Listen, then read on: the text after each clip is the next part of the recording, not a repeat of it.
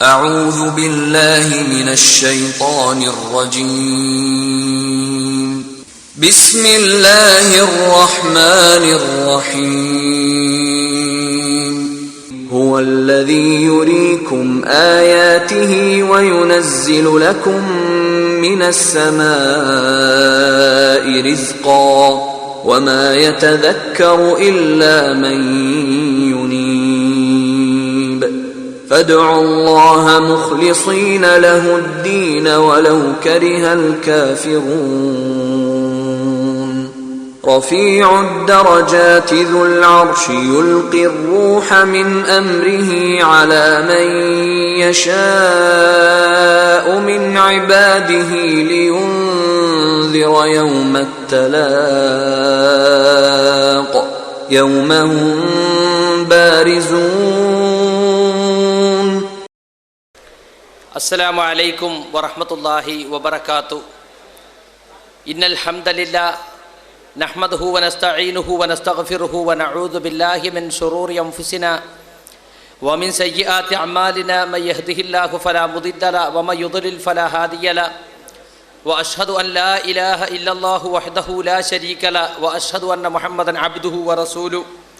يا أيها الذين آمنوا اتقوا الله حق تقاته ولا تموتن إلا وأنتم مسلمون. أما بعد فإن خير الحديث كتاب الله وأصدق السنن سنن محمد صلى الله عليه وسلم وشر الأمور محدثاتها وكل محدثة بدعة وكل بدعة ضلالة وكل ضلالة في النار. أعوذ بالله من الشيطان الرجيم.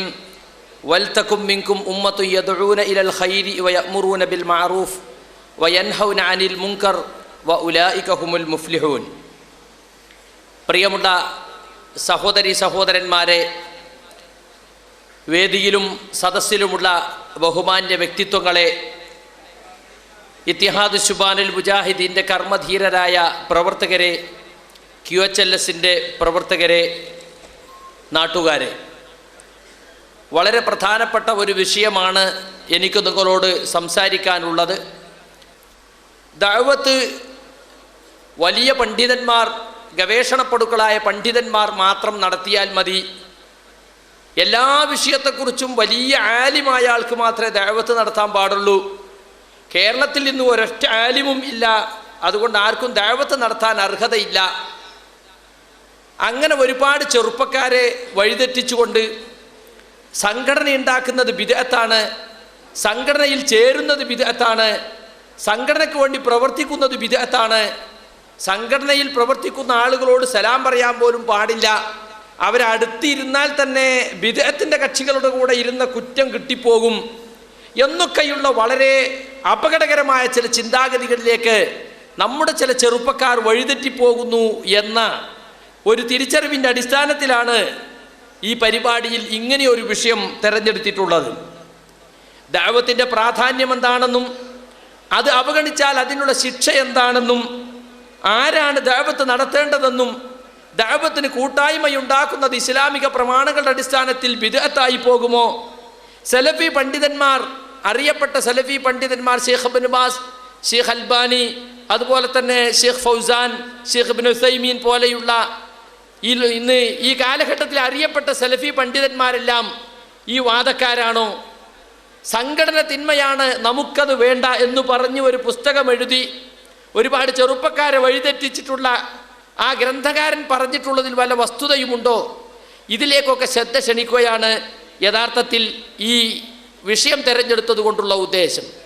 വളരെ നല്ല പ്രവർത്തന പാരമ്പര്യമുണ്ടായിരുന്ന, ഇസ്ലാഹി പ്രസ്ഥാനത്തിനും അതിൻ്റെ ആദർശ പ്രബോധനത്തിനും വേണ്ടി കൈമയും മറന്ന് പ്രവർത്തിച്ചിരുന്ന നിഷ്കളങ്കരായ ഒട്ടനവധി ചെറുപ്പക്കാരെ ഇത്തരത്തിലുള്ള ചില രോഗങ്ങൾ പിടിപെട്ട നിമിത്തം അവരിന്ന് നിഷ്ക്രിയരായി മാറിക്കൊണ്ടിരിക്കുകയാണ്.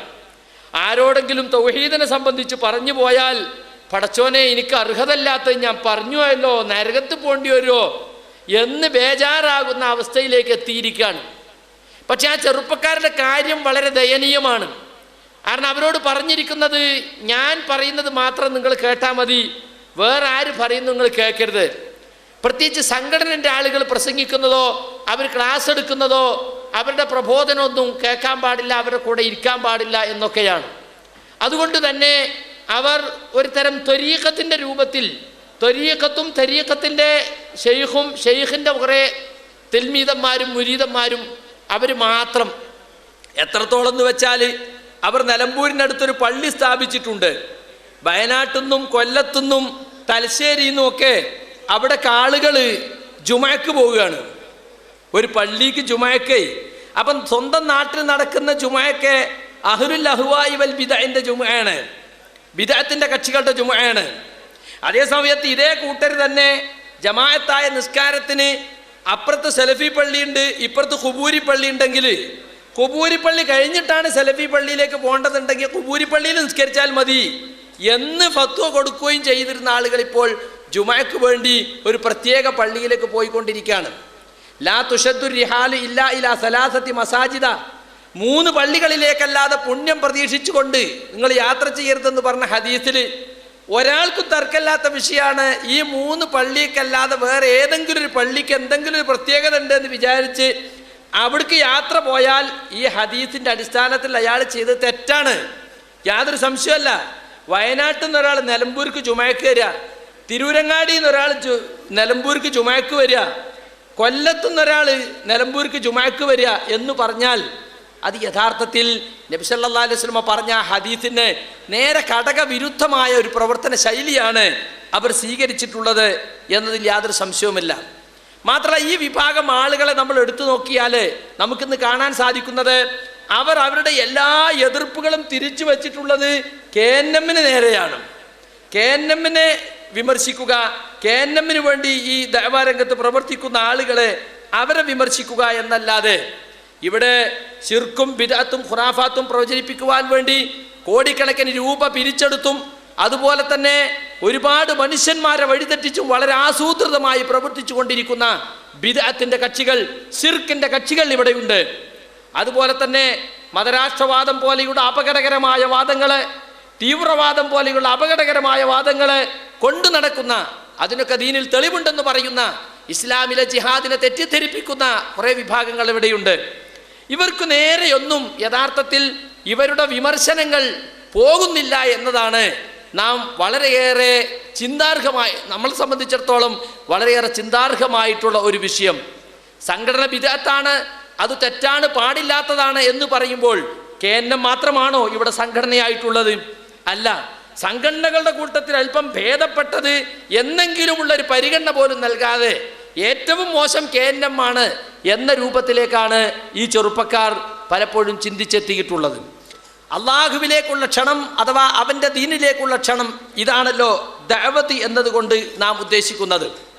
പ്രവാചകന്മാരഖിലവും നിർവഹിച്ച ദൗത്യമാണിത്. അള്ളാഹുവിൻ്റെ ദീൻ ജനങ്ങൾക്ക് എത്തിച്ചു കൊടുക്കുവാൻ വേണ്ടി അള്ളാഹു നിയോഗിച്ച അമ്പിയാക്കൾ ലോകത്തിൻ്റെ നാനാഭാഗങ്ങളിൽ ചരിത്രത്തിൻ്റെ വിവിധ ഘട്ടങ്ങളിൽ വന്നിട്ടുണ്ട് എന്ന് പരിശുദ്ധ ഖുർആനും തിരുനബി സ്വല്ലല്ലാഹു അലൈഹി വസല്ലമയുടെ ഹദീസും നമുക്ക് മനസ്സിലാക്കി തരുന്നുണ്ട്.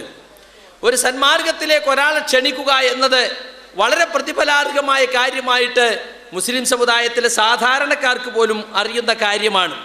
കാരണം മൻ ദഅ ഇലാ ഹുദൻ കാന ലഹു മിനൽ അജ്രി മിസ്ല ഉജൂരി മൻ തബിഅഹു ലാ യൻഖുസു ദാലിക മിൻ ഉജൂരിഹിം ഷൈഅ. ആരെങ്കിലും ഒരു സന്മാർഗത്തിലേക്ക് ഒരാളെ ക്ഷണിച്ചാൽ അയാൾക്ക് പുണ്യമുണ്ടായിരിക്കും. അതിന് അയാളെ പിന്തുടർന്നുകൊണ്ട് ആരൊക്കെ ആ പ്രവർത്തനം ചെയ്യുന്നുവോ അതിൻ്റെ പ്രതിഫലത്തിൽ നിന്നും അതുപോലൊരു പ്രതിഫലവും ഇയാൾക്കുണ്ടായിരിക്കും. ഒരിക്കലും അതുകൊണ്ട് മറ്റവരുടെ പ്രതിഫലം കുറയുകയുമില്ല. ഇതിന് നേരെ വിരുദ്ധമായിട്ട് ഒരു ലലാലത്തിലേക്കാണ് നമ്മളൊരാളെ ക്ഷണിച്ചതെങ്കിലോ അയാൾക്ക് കുറ്റമുണ്ടായിരിക്കും. അയാളെ പിന്തുടർന്നുകൊണ്ട് ആ ലലാലത്ത് ആരൊക്കെ പ്രവർത്തിക്കുന്നുണ്ടോ അവരുടെ പ്രതിഫലത്തെ കുറ്റത്തിൻ്റെ അതുപോലുള്ളൊരു കുറ്റവും ഇയാൾക്കുണ്ടായിരിക്കും. അതുകൊണ്ട് അവരുടെ കുറ്റത്തിന് കുറവ് വരികയുമില്ല എന്ന് ഇമാം മുസ്ലിം റിവായത്ത് ചെയ്ത വളരെ പ്രസിദ്ധമായ ഒരു ഹദീസിൽ കാണാൻ സാധിക്കും. മന്ദല്ല അലാ ഖൈരിൻ ഫലഹു മിസ്ലു അജ്രി ഫാഇലിഹി. ആരെങ്കിലും ഒരു നല്ല കാര്യത്തെക്കുറിച്ച് അറിയിച്ചു കൊടുത്താൽ അത് പ്രവർത്തിച്ചവന് ലഭിക്കുന്നത് പോലത്തൊരു പ്രതിഫലം അയാൾക്കും ലഭിക്കുന്നതാണ്.